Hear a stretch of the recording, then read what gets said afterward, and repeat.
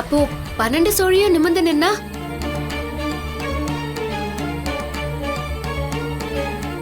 பூசாரி ஐயா, எதுவா இருந்தாலும் தயங்காம சொல்லுங்க. எதையுமே மறைக்காதீங்க ஐயா.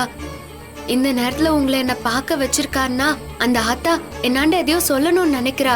நான் அப்படிதான் நினைக்கிறேன். என்னான்னு மறைக்காம சொல்லுங்க ஐயா. சொல்றேம்மா, சொல்றேன். 12 சொல்லியும் இப்படி வாத்த பார்த்த மணிக்கு நிமிர்ந்து நின்னா ஒரு மரணம் நிச்சயம். என்ன பூசாரி ஐயா சொல்றீங்க? மரணமா? ஆமா ராணி, அதுவும் சாதாரண மரணம் இல்ல. கற்பனையில கூட யாருமே நினைச்சு பார்த்திட முடியாத ஒரு துர்மரணம் நடக்க போகுது.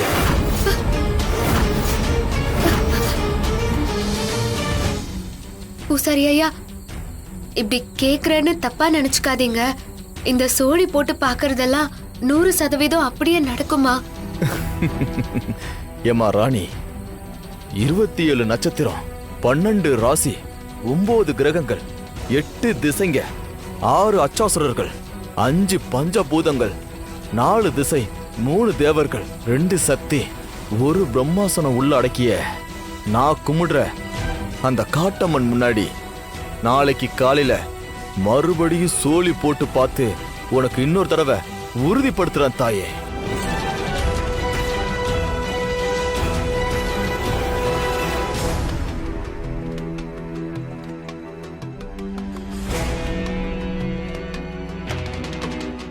என்ன சாமி, தாலி இப்படி தவறுது? இது ஒண்ணும் அபசகுணம் கிடையாதே. அதுவும் பூஜை பண்ண கொடுக்கும் போது. அம்மா, நீங்க கவலைப்படாதீங்கம்மா. ஏதோ கவனக்குறைவால யதார்த்தமா நடந்த விஷயமா இதெல்லாம். இதுக்காக மனசை போட்டு குழப்பிக்காதீங்கம்மா.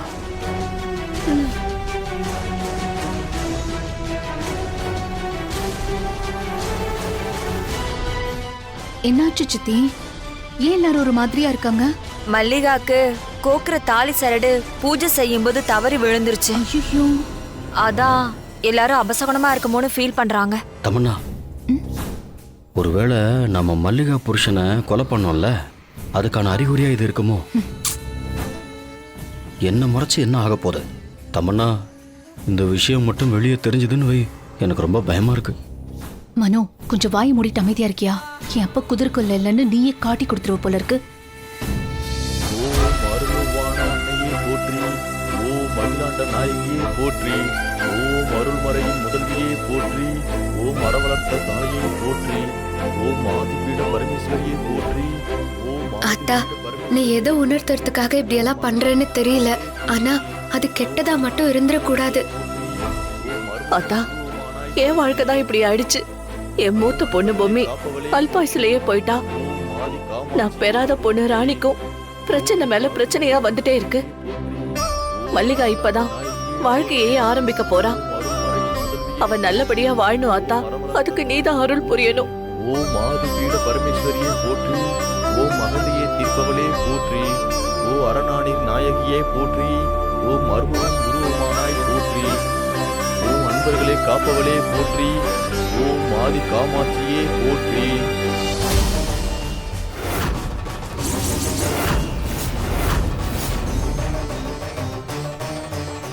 ஐயோ, என்னம்மா இது?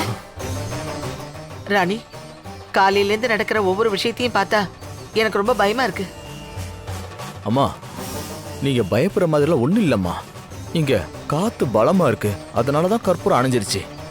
நான் போய் திரும்ப தீபாராதனை காட்டி எடுத்துட்டு வரேன்.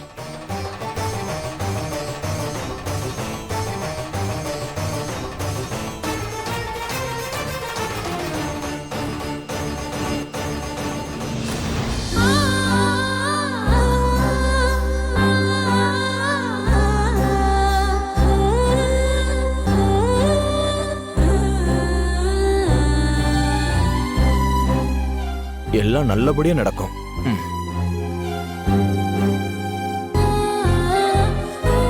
கிருஷ்ணவேணி அம்மா, நீங்க எதை பத்தி யோசிக்காம வீட்டுக்கு போய் ஆக வேண்டிய நல்ல விஷயத்தை கவனிங்க. சரிங்க பூசாரி. அப்புறம் நீங்களும் கண்டிப்பா விசேஷத்துக்கு வந்துடணும். உங்களோட ஆசீர்வாதம் என் பொண்ணுக்கு வேணும். அம்மா அருளால கண்டிப்பா வர்றேன்.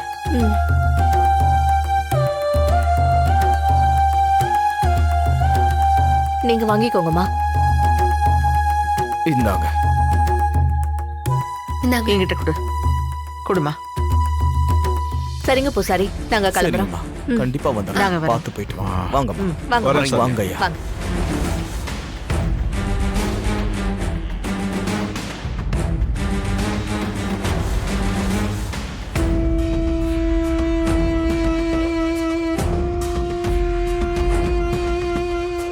ஐயோ தாடிகாரா, நீ இவங்க எல்லாரையும் கூட்டிக்கின்னு வீட்டுக்கு போ. நான் அப்புறமா வரேன். ஏன் நீங்க போற?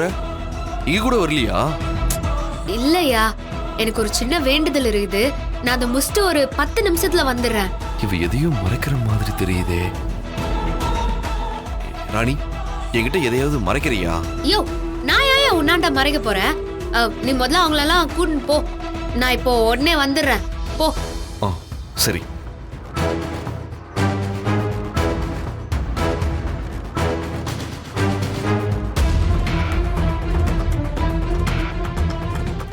தாத்தா பாட்டி வாங்க போலாம். தம்பி, வா. ராணி இன்னும் வரலையேப்பா. அது அவளுக்கு ஏதோ சின்ன வேண்டுதல் இருக்காமா. நாம முன்னாடி போவோம், அவ வந்துறன்னு சொன்னா. சரி சரி வாங்கம்மா. வாங்க. சரி வாங்க. வாங்க.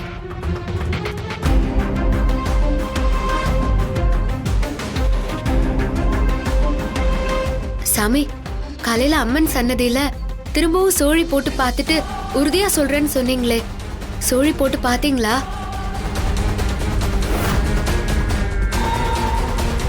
பூஜைக்கு தாலி கொடுக்கும்போது தவறுச்சு, தீபாராதனை காட்டும் போது நெருப்பு அணைஞ்சிச்சு. எனக்கு என்னமோ மனசுக்குள்ள தப்பு நடக்க போற மாதிரியே தோணுது சாமி. உனக்கு தோன்ற விஷயம் ரொம்ப சரிதாம்மா.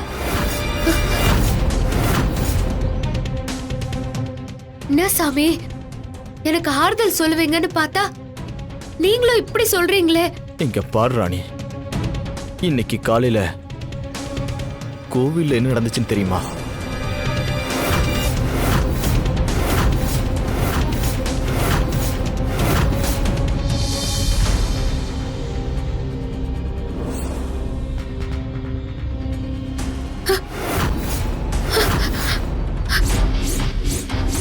என்ன சாமி சொல்றீங்க?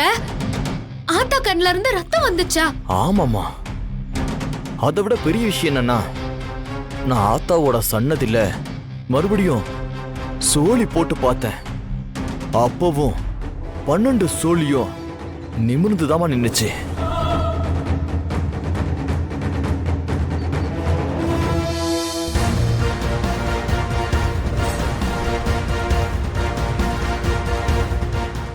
ஆபத்து இருக்குன்னு நல்லாவே தெரியுது. அது இந்த கிராமத்து எல்லைக்குள்ள ஒரு மரணம் நிகழப்போகுதுன்னு சொல்லுதுமா. சாஸ்திர கணக்குப்படி ஒரு துஷ்ட சக்தி தான் இதெல்லாம் பண்ண போகுதுன்னு தெரியுது. இதனால யாரு பாதிக்கப்பட போறான்னு தான் தெரியல. இப்பதான் ஏகப்பட்ட பிரச்சனைய முடிச்சு திரும்ப வந்துகிறோம். திரும்ப எதுனா பிரச்சனை ஆகுமா சாமி? கவலைப்படாதம்மா, இந்த ஆத்தா உனக்கு துணையா இருப்பா. எல்லாம் விதிப்படிதான் நடக்கும். விதி தனியா விளையாண்டாலும் பரவாயில்ல, இல்ல சதி தனியா விளையாண்டா கூட பரவாயில்ல, இல்ல ரெண்டுமே சேர்ந்து எனக்கு எதிராக விளையாண்டா கூட பரவாயில்ல. நான் போராடுறதுன்னு முடிவெடுத்துட்டேன். இது இங்க இருக்கிற ஆத்தா மேல சத்தியம். இதுல என் உயிருக்கு எந்த ஆபத்து வந்தாலும் பரவாயில்ல, யாருக்கு எந்த ஆபத்தும் வரவிடாம நான் போராடுவேன். ஒரு நிமிஷமா.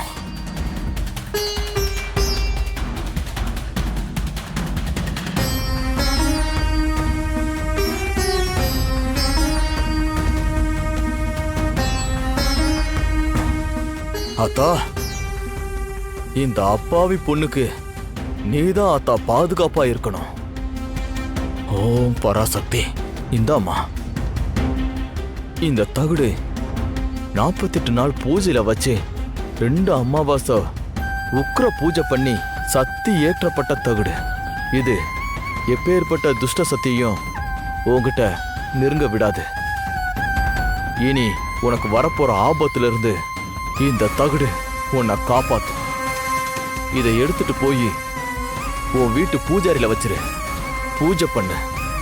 சரிங்க சாமி. உன் முந்தானையில வாங்கிக்கோமா.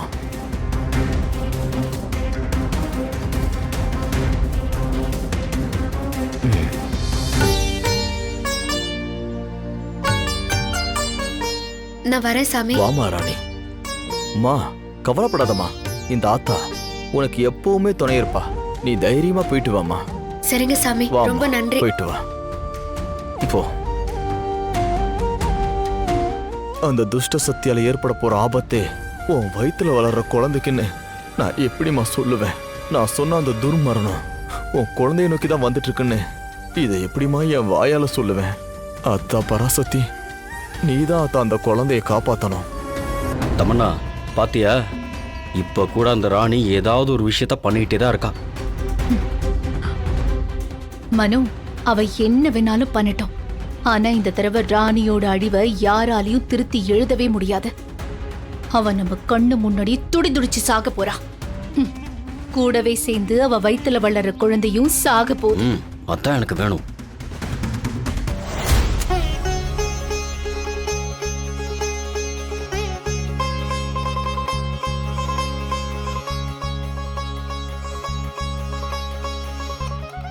அம்மா வளரு.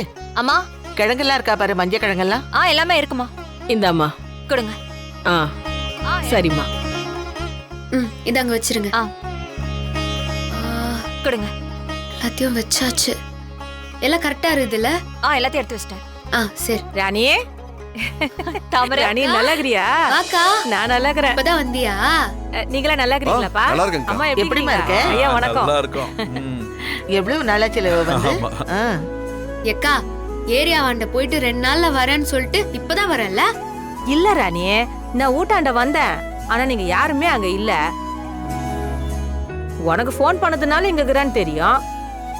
ஆமா, 2 நாள் எல்லாரும் எங்க போயிருந்தீங்க? அது அதை ஏன் கேக்குற தாமரை? அது ஒரு பெரிய கதை. நல்ல விஷயம் நடக்கிற இடத்துல இப்ப அதை ஏன் பேசிட்டு இருக்கணும்? தாமரை, எப்படிமா இருக்க? நல்லா இருக்கிறேன். நான் இப்பதான் வந்தேன். சரி தாமரை, இந்தா இது மல்லிகாவோட கல்யாண புடவை. சரி, இத போய் மல்லிகாக்கு மாத்தி கூட்டிட்டு வா. நான் போய் கூட்டின்னு வரேன். ராணி, மல்லிகா கழுத்துல தாலி கட்டும் போது மாப்பிள்ள இந்த ட்ரெஸ் தாமா போட்டுட்டு இருந்தாரு. இப்ப தாலி பிரிச்சு கோக்கும் போதும் இதே ட்ரெஸ் தான் போட்டுக்கணும். அதனாலதான் இந்தா இத அவர்கிட்ட கொடுத்து அவரை மாத்திட்டு வர சொல்லு. சரியா? சரி மது, சொல்றேன். ஏய் ராணி இரு, இது என்கிட்ட கொடு. நானே மாப்பிள்ளை கிட்ட கொடுத்து அவரை ரெடி பண்ணி கூட்டிட்டு வந்துடுறேன். சரியா இருக்கு. வேணா செக் பண்ணி பாருங்க. எல்லாம் ரெடியா இருக்குமா? இந்த வீடு இன்னும் கொஞ்ச நேரத்துல இழவு வீடாக போகுது. இந்த வீட்டில் அழற சத்தம் ஒட்டுமொத்த கிராமத்துக்கே ஸ்பீக்கரே இல்லாம கேட்க போகுது. இது தெரியாம இதுங்க ஏதோ சிரிச்சு சிரிச்சு பேசிக்கிட்டு இருக்குங்க. சித்தார்த் பதறிட்டு இன்னும் கொஞ்ச நேரத்துல ஓடி வர போறான். மாப்பிள்ளைய எல்லா இடத்துலயும் தேடி பார்த்துட்டு ஆளையே காணோம் அப்படின்னு சொல்ல போறான். அதுக்கப்புறம் தான் இருக்குங்க கச்சேரியே. ஆமா, தமன்னா இங்க ஆளையே காணோம். என்ன பண்றது? ராணி முகத்தை பார்த்தாலே அவளுக்கு எரிச்சலா இருக்கும். இந்த தாலி பிரிச்சு கோக்குற ஃபங்க்ஷன் எப்படியும் நடக்க போறது இல்ல.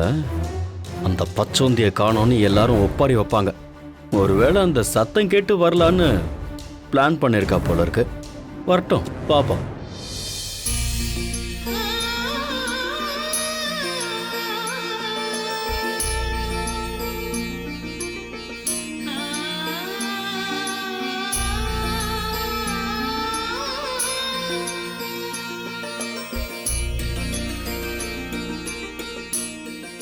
அட, பொண்ணு வந்துட்டா. அழகா இருக்கால? அழகா இருக்க பாத்தீங்களா? மல்லிகா, சாமி கும்பிட்டுட்டு வா.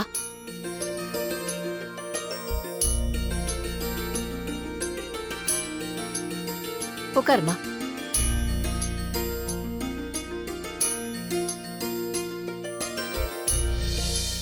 கிருஷ்ணவேணி அக்கா, நல்ல நேரம் முடியறதுக்குள்ள மாப்பிள்ளை வந்து பொண்ணு கழுத்துல மஞ்ச கயிறு கட்டினதுக்கு அப்புறம் தான் அடுத்தடுத்த சடங்குகளை ஆரம்பிக்க முடியும்.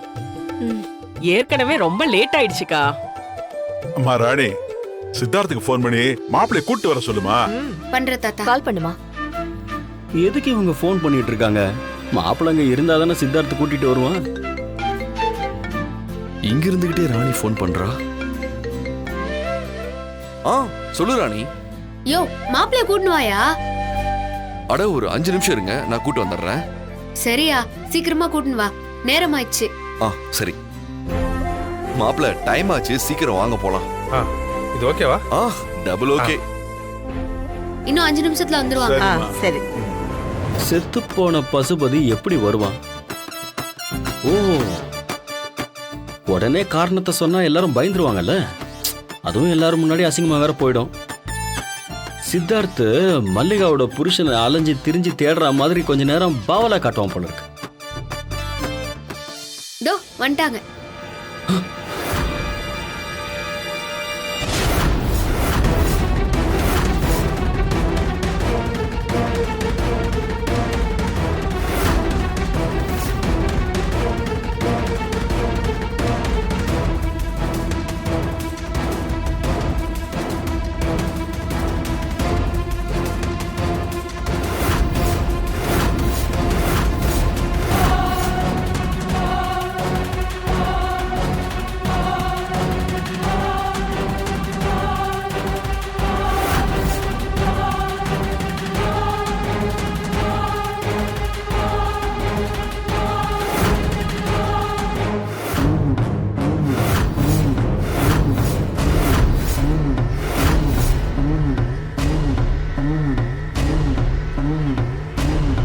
அட மாப்ள, ஏன் அங்கே நிக்கிறீங்க? வாங்கிங்க.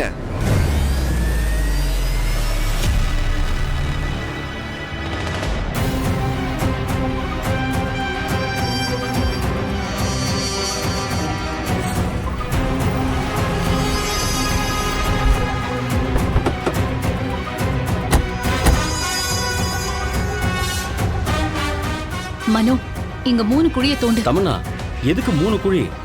ஏன் அந்த பசுபதியை கண்டம் துண்டமா வெட்டி 3 குழியில புதைக்க போறோமா? இங்க பாரு, இப்ப நான் ரொம்ப டென்ஷன்ல இருக்கேன். எதுவும் கேட்காத, சொல்றத மட்டும் செய். சும்மா கேள்வி கேட்டு என்ன திரும்ப கொலைகாரியாக்கிடாத. சரி சரி, அவ சொல்ற மாதிரியே செஞ்சிருவோம். இல்லைன்னா 4ஆவதா ஒரு குழியை தோண்டி அதுல நம்மளையும் புதைச்சிருவா. முதல்ல இந்த பாடியை டிஸ்போஸ் பண்ற வழியை பார்ப்போம். இல்லைன்னா எல்லாருமே மாட்டிக்கிற மாதிரி ஆயிடும். பேசாம அவ சொல்ற மாதிரி செஞ்சிருவோம். வேற வழியே இல்லை. தமன்னா, நீ அந்த பக்கம் போய் நின்னுக்கோ. யாராவது இங்க வர மாதிரி இருந்தா எனக்கு ஒரு சிக்னல் மட்டும் கொடுங்க. சரி சரி, அதெல்லாம் நான் பாத்துக்கிறேன். நீ முதல்ல போய் குழிய தோண்ட ஆரம்பிப்போம். கடைசியா கார்ல இருக்கிற பாடியை டிஸ்போஸ் பண்ணிட்டு நடுவுல இருக்கிற குழியில புதைச்சிடணும். சரியா? போ. சரி.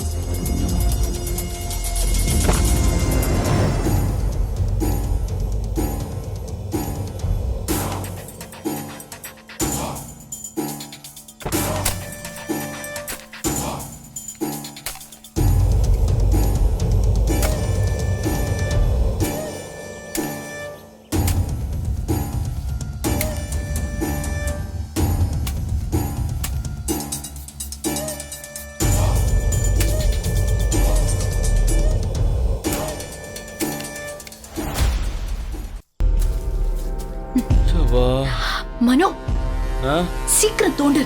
அட இருமா, நீ வேற தோண்ட வேண்டாமா?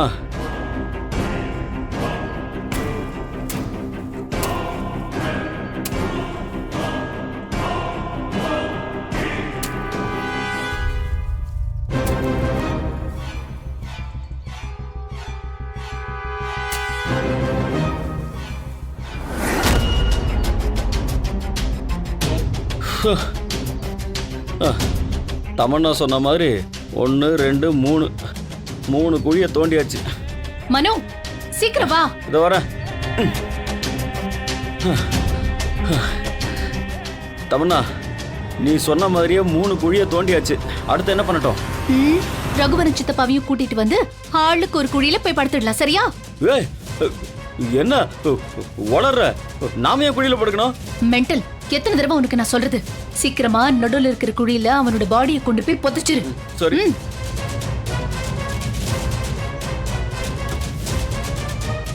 தமன்னா, யாராவது வராங்களான்னு பாரு.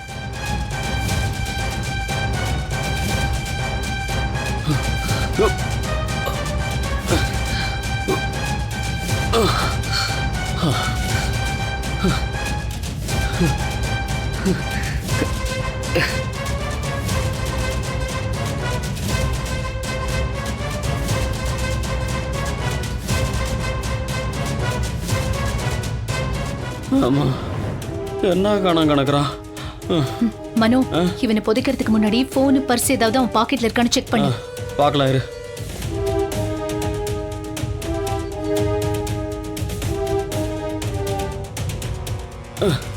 தமனா ஃபோன் வச்சிருக்கான்.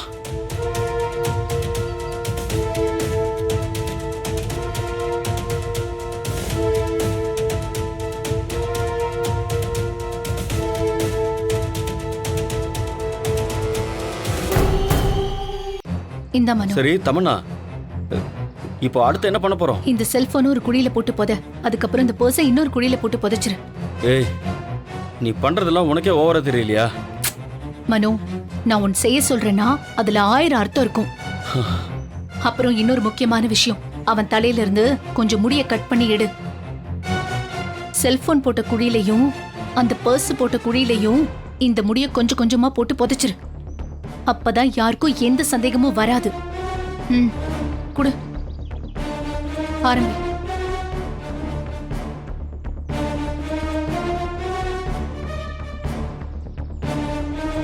ம், இந்த பர்ஸ்ல போடு.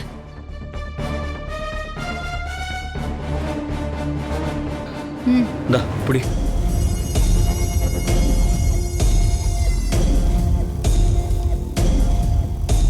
அது அந்த குழியில போடு, இது இந்த குழியில போடு. இந்த போனையா? போடு, அதுல போடு. இந்த பாடி எடுத்து இதுல போடு. தூக்கி போட்டு போச்சிடலாமா? ம், போடு. ஓகே.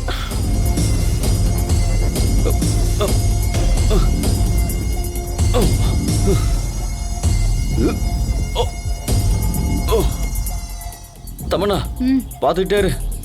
பாத்து.